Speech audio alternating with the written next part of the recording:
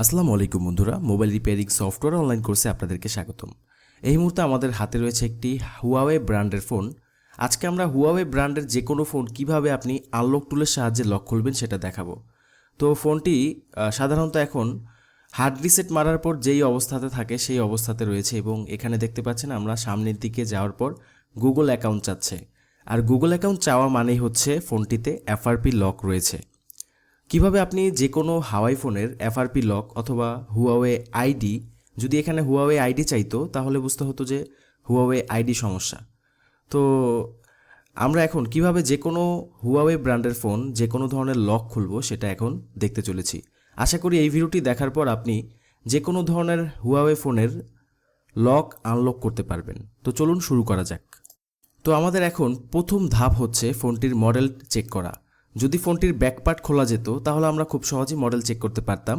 যেহেতু এটি এক্সজাস্ট ফোন, আমাদের গুগল লেন্সের মাধ্যমে মডেল চেক করতে হবে। আমরা গুগল লেন্স অ্যাপসের মাধ্যমে এটির একটি ছবি তুলব এবং ছবি তোলার সাথে সাথে এখানে ফোনের মডেল নাম্বারটা কিন্তু আমরা ইন্টারনেটের মাধ্যমে পেয়ে যাব। তো আমাদের ফোনের মডেল নাম্বারটা হচ্ছে হনর 8X। Welcome back. আমরা এখন কম্পিউটার স্ক্রিনে এসে পড়লাম। আমরা গুগলে গিয়ে সার্চ করব হনর 8X। তো এখানে সার্চ করার পর আমরা জানি যে একটি ফোনের মডেল সার্চ করলে যে কোনো ওয়েবসাইট থেকে মডেল নাম্বার দেখা যায়। তো আমরা এখানে gsmarina.com দেখতে পাচ্ছেন, এই ওয়েবসাইটটা সবচেয়ে ভালো। তো এটা ওপেন করলাম। এখানে ওপেন করার পরে প্ল্যাটফর্ম একটা অপশন থাকবে, এখানে দেখতে হবে যে ফোনের চিপসেটটা কি। তো এই ফোনের চিপসেট হচ্ছে কাইরিন 710 এবং এই ফোনটি হচ্ছে ইএমএমসি দিয়ে তৈরি। দেখতে পাচ্ছেন কাইরিন 710 এবং ফোনটি হচ্ছে মেমোরি চিপ হচ্ছে ইএমএমসি। আমরা জানি ইএমএমসি অথবা ইউএফএস চিপ সাধারণত ফোনে ব্যবহার করা হয়। ওকে, তো আমরা এখন আনলক টুলে চলে আসলাম। এখান থেকে হুয়াওয়ে সিলেক্ট করতে হবে, তারপর এখান থেকে আমাদের লিখতে হবে কাইরিন 710। তো আমি মাঝখানে একটা স্পেস দেই। সঠিকভাবে মডেলটি সার্চ করার পর এখানে অনেকগুলো রেজাল্ট চলে আসছে। যেহেতু আমরা দেখেছিলাম যে আমাদের ফোনের সিপিইউটি হচ্ছে অনলি কাইরিন 710 লেখা ছিল, সেখানে কাইরিন 710 ফোনটি ছিল ইএমএমসি, বাট এখানে কিন্তু ইউএফএস অপশনও রয়েছে। আমাদের ফোনটা কিন্তু ইউএফএস ছিল না, তো যার কারণে এগুলো বাদ দিতে হবে। এবং নিচে দেখতে পাচ্ছেন কাইরিন 710 সাথে এফ লেখা রয়েছে, এফ যোগ করা হয়েছে। তো আমরা যখন মডেল সার্চ করেছি সেখানে কিন্তু আমরা এফ দেখতে পাইনি। তাহলে এখানে আমাদের সঠিক মডেল দুইটা রয়েছে, একটা হচ্ছে কাইরিন 710 লেখা রয়েছে শুধুমাত্র এবং নিচে আরেকটা লেখা রয়েছে কাইরিন 710 এফআরপি। মানে এখানে দুইটা অপশন তারা দিয়েছে, দুইটার মধ্যে যে কোনো একটা দিয়ে আপনি কাজ করতে পারবেন। দুইটা একই জিনিস, জাস্ট এখানে এফআরপিটা স্পেশালি তারা উল্লেখ করে রাখছে। তো এখানে আমরা যেহেতু অপশনটি সিলেক্ট করতে হবে এবং ফোনটি কিন্তু আমাদের কি মুডে কাজ করতে হবে সেটা কিন্তু আনলক টুলে উল্লেখ্য থাকে। এখানে দেখতে পাচ্ছেন ইউএসবি 1.0 লেখা রয়েছে। যদি আপনি লক খোলার সময় যে কোনো ফোন দেখেন যদি যে ইউএসবি 1.0 লেখা রয়েছে, সেক্ষেত্রে আপনাকে ফোনটি টেস্ট পয়েন্ট শর্ট করে তারপর ইউএসবি কেবল লাগাতে হবে। টেস্ট পয়েন্ট শর্ট করে কিভাবে ইউএসবি কেবল লাগিয়ে আপনি ফ্লাশ করবেন বা আনলক করবেন সেটা আমি এখন আপনাদেরকে প্র্যাকটিক্যালি দেখাবো। তো এখান থেকে আমাদের সঠিক মডেল অথবা সিপিইউর ভার্সনটি সিলেক্ট করার পর আমরা জাস্ট ইরেজ এফআরপিতে ক্লিক করলে আমাদের ফোনের গুগল অ্যাকাউন্টের যে লকটি সেটি চলে যাবে।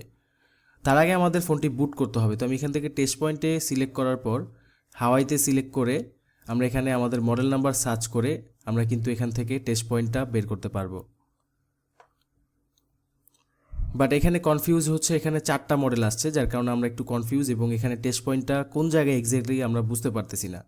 তো যদি এইভাবে আপনি না বুঝেন বা এইভাবে যদি টেস্ট পয়েন্ট না বের করতে হয় তাহলে আপনাকে গুগলে যেতে হবে। তো আমি গুগলে যাওয়ার পর এখানে মডেল নাম্বারটি সার্চ করব, হনর 8X টেস্ট পয়েন্ট লিখতে হবে, পাশাপাশি মডেল এবং টেস্ট পয়েন্ট লিখতে হবে। তারপর আমি এখান থেকে ইমেজে ক্লিক করব। এখানে আপনারা হিউজ পরিমাণ টেস্ট পয়েন্টের ছবি পেয়ে যাবেন। দেখতে পাচ্ছেন এখানে মাঝখানে যে ফোটাটা রয়েছে সেটার সাথে আমাদের ফোনের গ্রাউন্ডের সাথে মানে নেগেটিভ লাইনের সাথে টুইজার দিয়ে শর্ট করে তারপর ইউএসবি কেবল কানেকশন দিতে হবে। তো আমরা এখন সেইভাবেই কানেকশনটা দিব। চলুন কানেকশন দেয়া যাক। তো আমরা এখানে ফোনটি খুলে ফেলবো।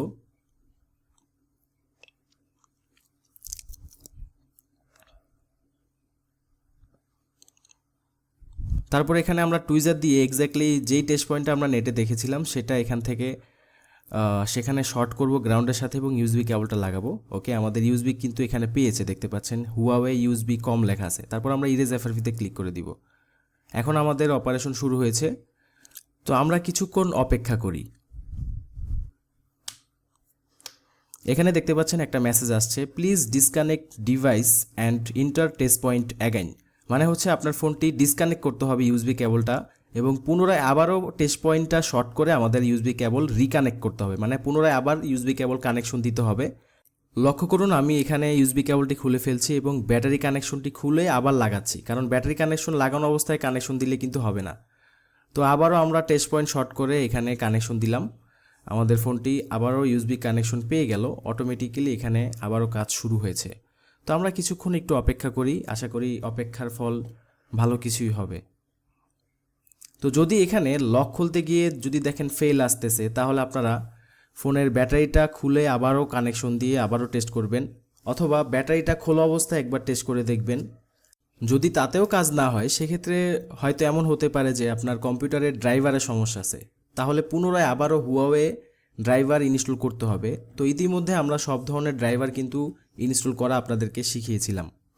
তো এখানে আমাদের কাজ শেষ হয়ে গেছে, দেখতে পাচ্ছেন ইরেজিং এফআরপি লেখা রয়েছে। আমরা ব্যাটারি কানেকশন খুলে ফেললাম, আবার লাগিয়ে দিলাম এবং ইউএসবি কেবলও লাগিয়ে দিলাম। এখন আমরা ফোনটি রানিং করে দেখব যে আমাদের লক গিয়েছে কিনা বা লকটা কি খুলেছে কিনা।